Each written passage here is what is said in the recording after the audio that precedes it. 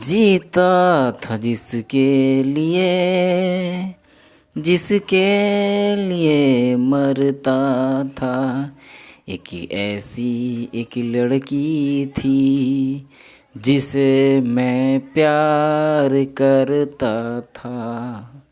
Hello दोस्तों, आप सबका स्वागत है आपके अपने चैनल कस्टमर मस्ती में। दोस्तों मैं मतलब आज आपको बताऊंगा रोल नंबर 56 के बारे में। दोस्तों सॉन्ग कैसा लगा आप कमेंट में कीजिएगा, ठीक है। चलिए आप टाइम वेस्ट कर दीजिए, आपको हम समझाते हैं रोल नंबर 56। आज जो होगा दोस्तों, आप लोगों देखिए पता चल गया होगा, इफ्स अर्थात कंडीशन सेंटेंस होगा दोस्तों, ठीक है।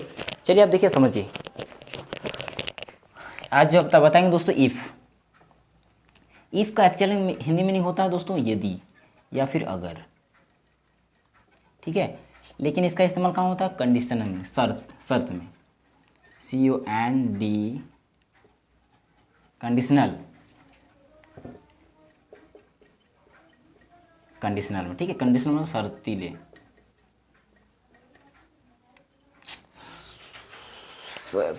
होता है।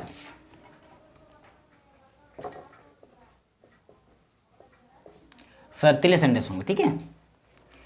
इफ का हिंदी मीनिंग क्या होता है दोस्तों? यदि या फिर अगर कंडीशनल में होंगे, मतलब शर्तीले। जैसे दोस्तों देखिए, आप समझिए दोस्तों कि इसमें दो बाइक होंगे। इसमें क्या होंगे? दो बाइक होंगे। ये दो बाइक होंगे, ठीक है। दोनों बाइक में शर्तीले होंगे। जैसे कि यदि वह मुझे बुलाती तो मैं जाता, यदि वह मुझे बुलाती है तो मैं वहाँ जाता हूँ, ठीक है। मतलब ता ते ती आएगा, लेकिन है भी आना चाहिए, ठीक है। अधूरा नहीं, ठीक है। जैसे ऐसा आना चाहिए। एग्जाम्पल के माध्यम से आपको समझाते हैं। एग्जाम्पल नंबर 1, यदि वह मुझे बुलाती है तो मैं जाता हूँ, ठीक है। यहाँ पर इस तरह सेंटेंस है दोस्तों। अगर इसको ऐसा लिखिएगा, जैसे कि दूसरा नंबर, यदि वह मुझे बुलाती तो मैं जाता। तो दोस्तों यहाँ पर देखिए, यहाँ पर केवल हम क्या नहीं लिखें, हैं वाला जो है लास्ट में, हूँ और हैं, ये इसमें नहीं लिखें, बाकी सब सेम लिखें। तो दोस्तों देखिए, ये वाला जो सेंटेंस है, यदि वह मुझे बुलाती है तो मैं जाता हूँ।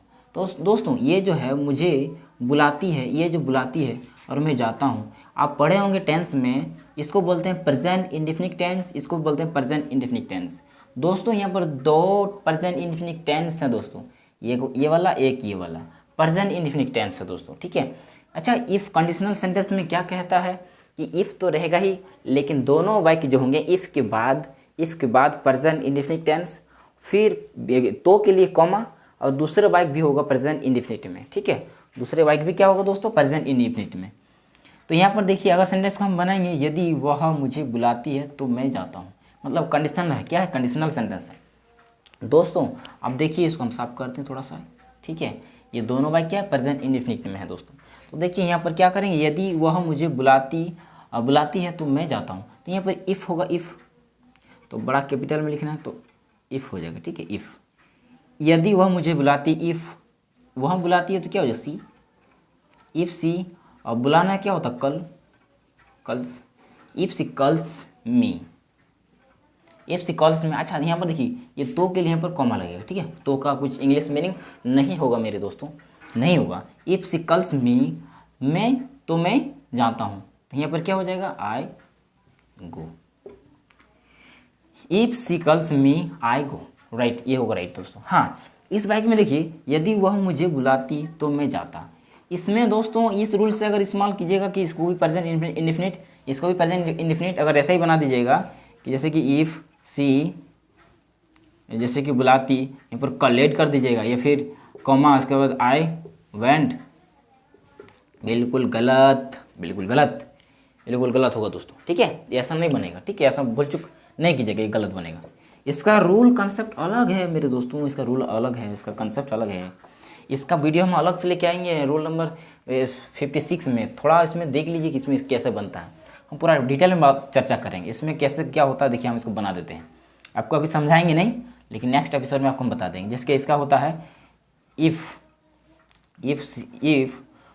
यदि वह मुझे बुलाती तो मैं जाता। If she had called me I would have gone. ये सेंटेंस बनेगी दोस्तों, ठीक है। If she had called me I would have gone, ठीक है। यहाँ पर ये सेंटेंस कहाँ पर शुड है, यहाँ पर हैड का इस्तेमाल क्यों लग गया, वुड हैव का इस्तेमाल कैसे लग गया, इसका चर्चा हम करेंगे नेक्स्ट एपिसोड में। मेरा रोल नंबर 57 में आएगा, उसमें चर्चा करेंगे, ठीक है। इसको अभी रहने दीजिए, अभी हम समझा रहे वाला। लेकिन एक टाइप का था, इसमें है खाली नहीं है, बाकी सब में है, सब कुछ है, इसीलिए हम इसको ले लिए ताकि आप लोगों को दिक्कत ना पड़े, ठीक है। हिसाब करते हैं दोस्तों, आपको हम कुछ सिखाते हैं। और चलिए दोस्तों देखिए दूसरा सेंटेंस अगर कैसे होगा। मतलब इसमें क्या डबल प्रेजेंट इंडेफिनिट टेंस से बनेगा दोस्तों, लेकिन इफ लगेगा। इफ में क्या होगा, कंडीशनल में। जैसे कि यदि वह पढ़ती है तो मैं, यदि वह पढ़ती है तो मैं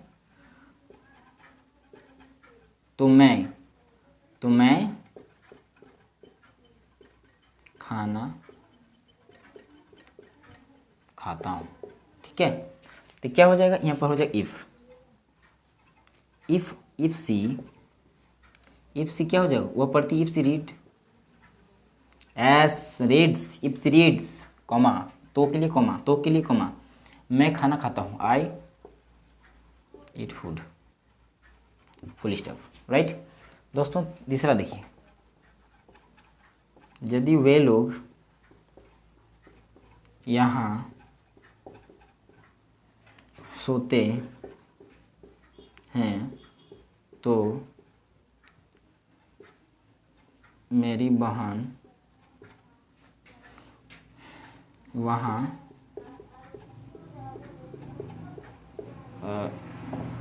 सोती है, ठीक है। यदि वे लोग यहाँ सोते हैं तो मेरी बहन वहाँ सोती है। दोस्तों यहाँ पर कैसे हो जाएगा, इफ दे स्लीप,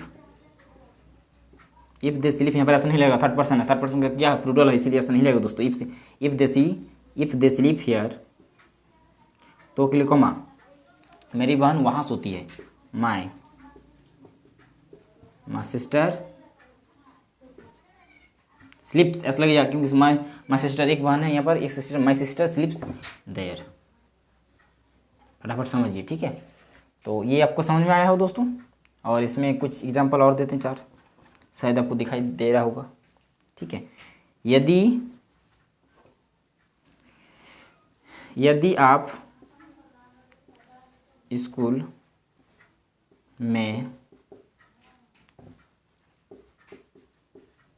खेलते हैं तो यदि आप स्कूल में खेलते हैं तो मोहन नहीं